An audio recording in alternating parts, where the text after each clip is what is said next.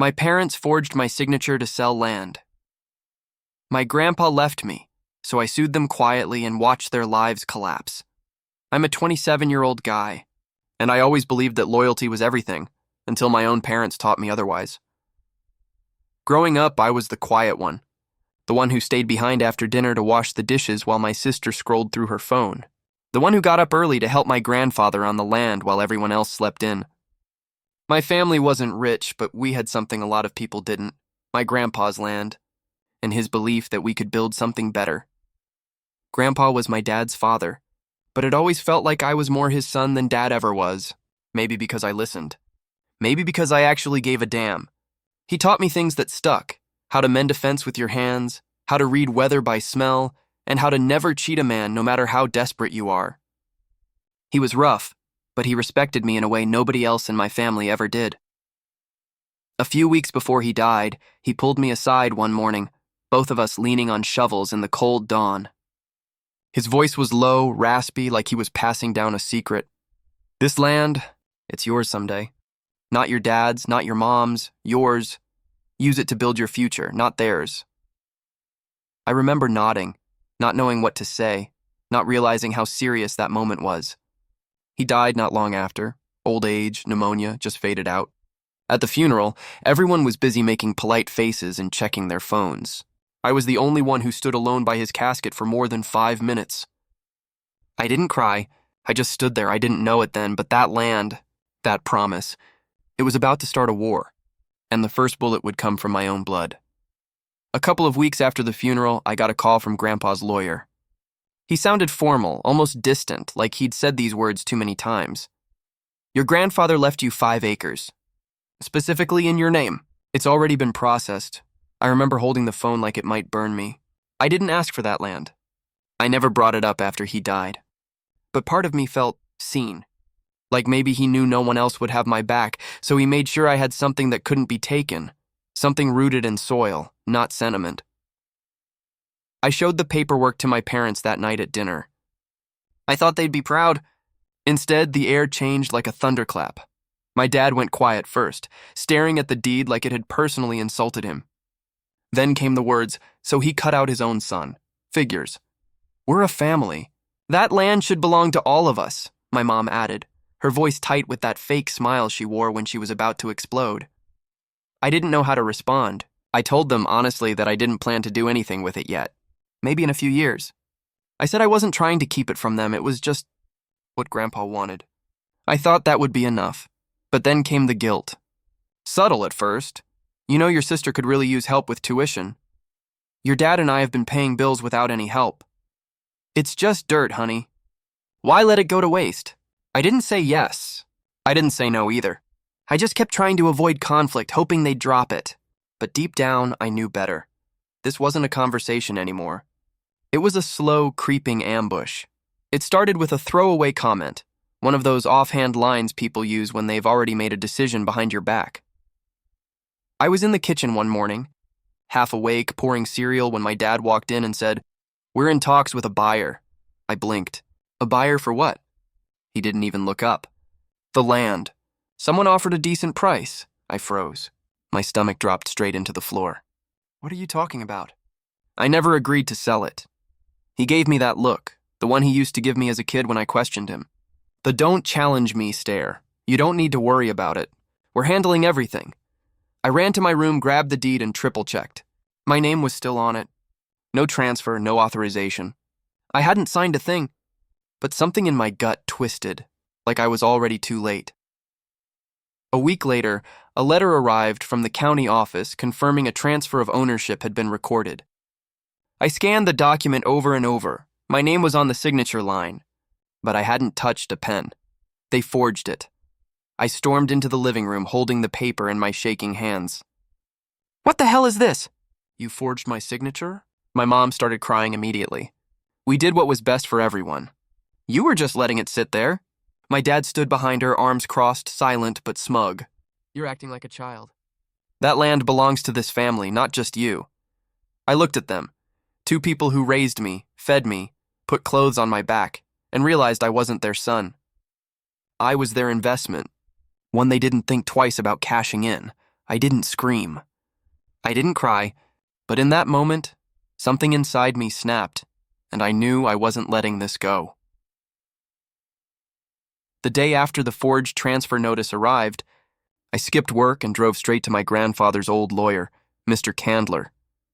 He was this quiet, sharp-eyed man in his 60s who always wore dark brown suits and never wasted a single syllable. When I walked into his office, he looked up over his glasses and just said, "I figured I'd be seeing you." I laid everything on the table, literally.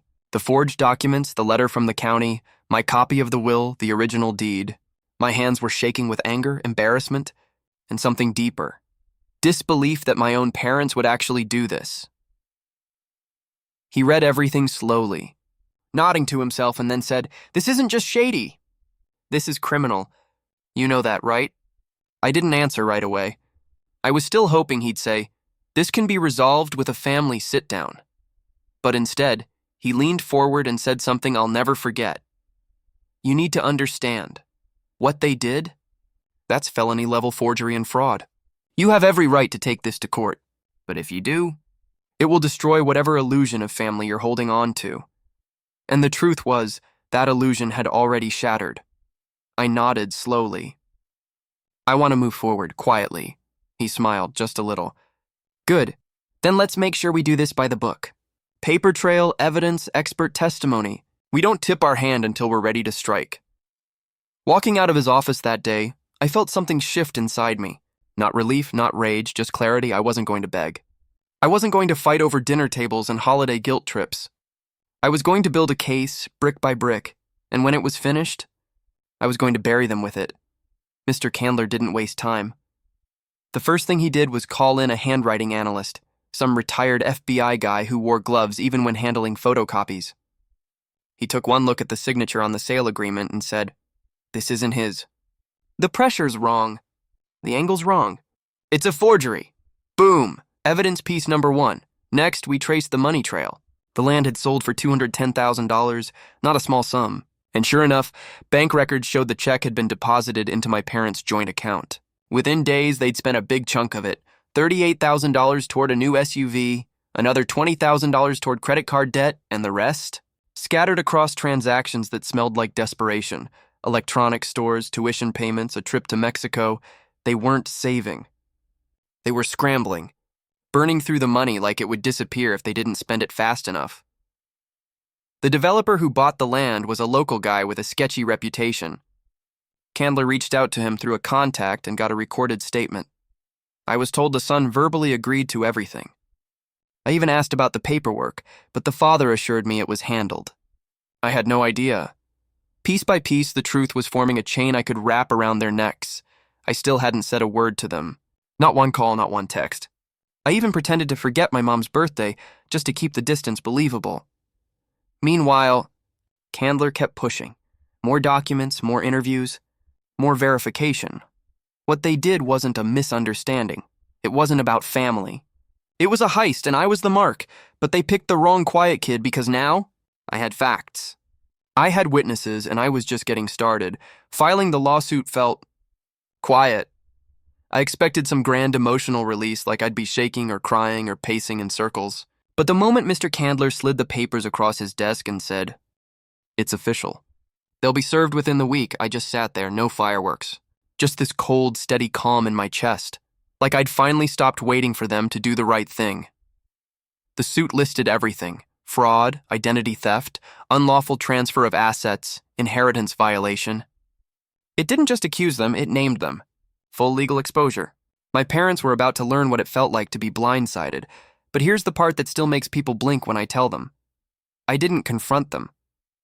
No dramatic showdown. No screaming match on the porch. I visited them that weekend like nothing had happened. My mom asked if I wanted seconds. I said yes. My dad offered me a beer. I took it. My sister complained about her classes, and I nodded along like everything was fine, because now I wasn't in their house as their son.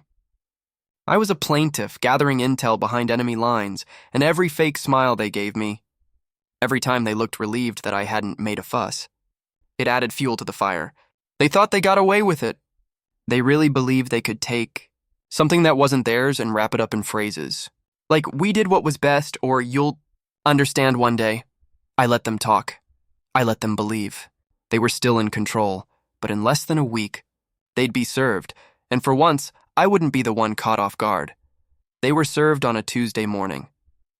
My mom got hers at the front door in her bathrobe. My dad got his at work in front of a few co-workers and his manager. Mr. Candler made sure it was done clean. No drama, just paper and silence. But the call came fast.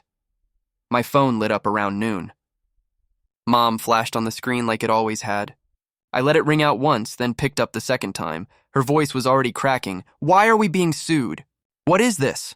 I let the silence stretch for a beat, then said, check the return address. It's not a prank. Then I hung up. Less than an hour later, my dad was at my door. No knock. Just banging, hard, like the wood owed him money. When I opened it, he was red-faced, jaw clenched, holding the envelope like it was a bomb. You fix this.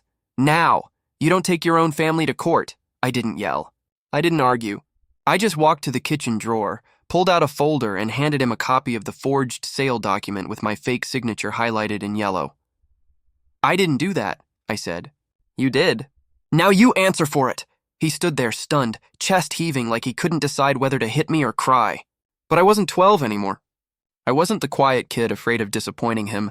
I was the man who finally called his bluff. He didn't say another word. Just stormed off down the hall and slammed the door so hard a picture frame fell off the wall. I picked it up, set it gently on the counter, and waited. Because next, they'd try to make this about family, and I was ready to remind them what they forgot. Family doesn't steal. The fallout started fast. Within days, I started getting texts from relatives I hadn't heard from in years. My aunt messaged, "You're tearing this family apart." Over what, some dirt? My cousin unfollowed me on every platform. My uncle, who never even helped Grandpa mow the damn land, left me a voicemail saying I'd brought shame to the family name. And my sister?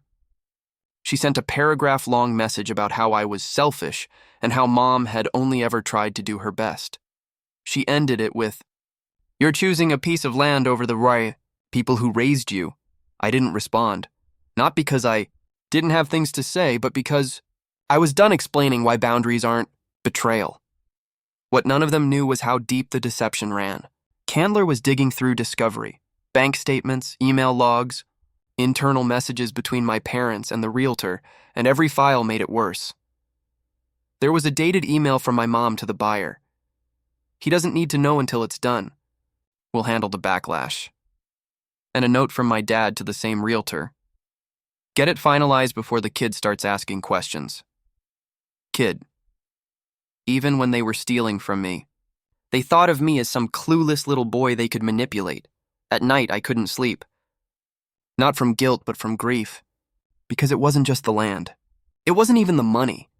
It was the realization that my parents didn't just lie. They planned it together, behind my back. Like I was nothing more than an obstacle. That kind of betrayal doesn't come from desperation. It comes from people who never saw you as an equal in the first place. And that's when I stopped caring about being the good son. I thought I knew everything, thought the betrayal had peaked. That the land they stole from me was the full extent of it. But then Candler called me late one night, voice unusually tight. "You need to come in. Now." I drove to his office, heart pounding, running scenarios in my head. Did we lose the case? Did the buyer back out of their statement? But when I sat down, he slid a single document across the desk. It was a supplemental page from my grandfather's will, overlooked until a deeper file audit.